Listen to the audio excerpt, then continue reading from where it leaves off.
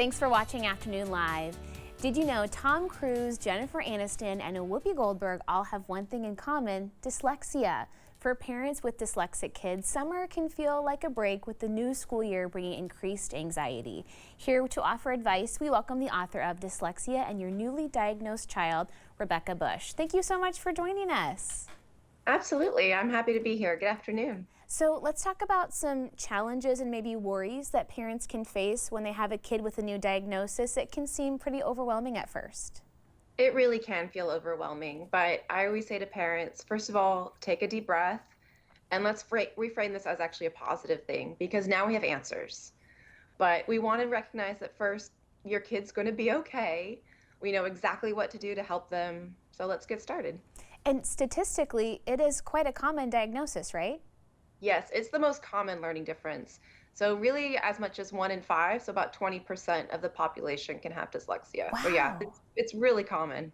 And like you said, now we at least have some answers and can move forward, because I can imagine a lot of kids, everyone's story is different, but I can imagine a lot of kids probably suffer in silence for quite some time before getting those answers.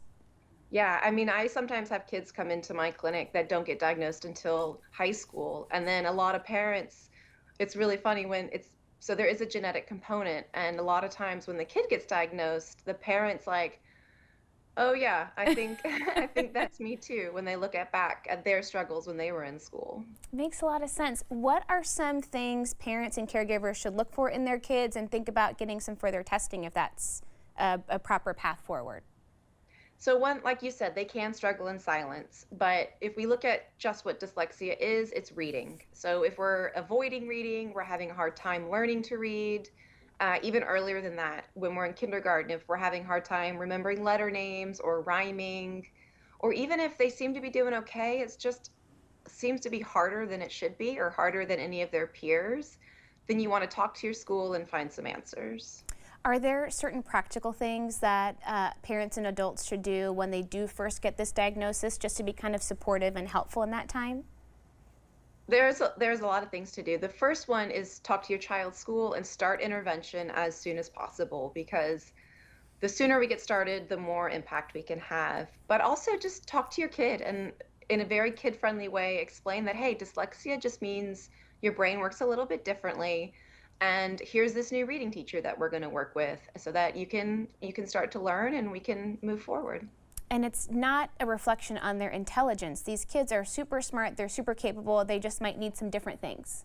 Absolutely. Those are two big myths that I wish would die. You're not stupid and you're not lazy. It's just that the part of your brain that processes language works a little differently. What about heading into the school year? I imagine, especially a kid with maybe a new diagnosis for the first time, they might be feeling very anxious this time of year. Are there ways we can support them in this specific transition? Absolutely. First of all, talk to your school as soon as possible. Find out what services, what supports are going to be in place. And then, as much as possible, try to preview those with your kid. So, if you can meet the teacher, if you can go to back to school night to see the space, if you can get a tour of the specialist room, because kids are very visual. So, when they can see where they're going, they can meet their new teacher, they're already going to feel at ease. And it does feel like we know so much about dyslexia now, right? And like you said, we have so many more tools. Our kids are so well equipped once they have the things that they need. Yes. Yeah, we know we have decades and decades of research. We know exactly how to teach a kid with a learning difference like dyslexia. The interventions can be put in place. And then once those interventions work, I mean, we live in a world full of technology, right? I mean, I'm here talking to you over Zoom. All of the speech to text, all of those accommodations can be really helpful as well. Yeah, that's so true. What about maybe more severe school avoidance? Are there helpful ways to deal with that? Because so many kids experience that at some point in their education. Absolutely. Yeah. With any learning difference, we have to remember that it's almost guaranteed that it's going to go hand in hand with some level of anxiety. Because if we expect a kid to go to school and do something every single day that they know is going to be really hard for them, they're going to try to avoid it. And so for parents, caregivers, we can always say, look, I know this is hard, but I promise you I will be here at the end of the day to help.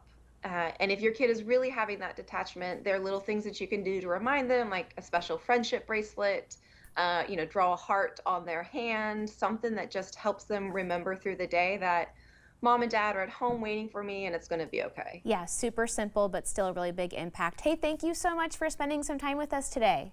Absolutely. Thank you for having me. Of course, Rebecca's book again is Dyslexia and Your Newly Diagnosed Child. We'll have more information on our website at katu.com.